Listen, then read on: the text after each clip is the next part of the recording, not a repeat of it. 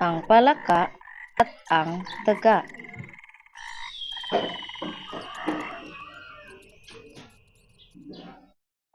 Noong unang panahon, may isang palaka at isang daga.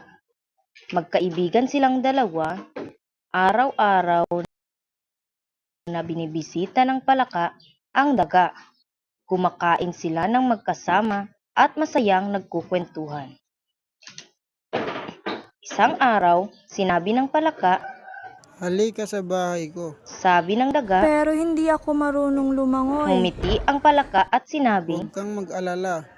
Maupo ka sa likod ko. Natuwa ang daga at umupo sa likod ng palaka.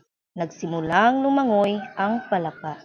Ngunit nagkaroon ng masamang balak ang palaka. Naisip niya, Kakainin ko ang daga. lumubog siya ng malalim sa tubig. Natakot ang daga at sumigaw. Tulong! Tulong!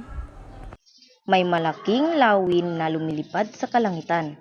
Nakita ng lawin ang daga at mabilis na bumaba.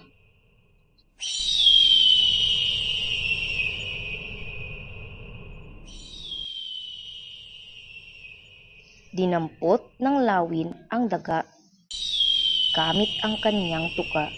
Ngunit nakatali ang palaka sa daga. Kinuha ng lawin ang dalawa. Nalungkot ang palaka. Nawala ang kanyang kaibigan. Nawalan din siya ng sariling buhay dahil sa kanyang masamang balak. Aral ng kwento, huwag mandaya sa iyong mga kaibigan.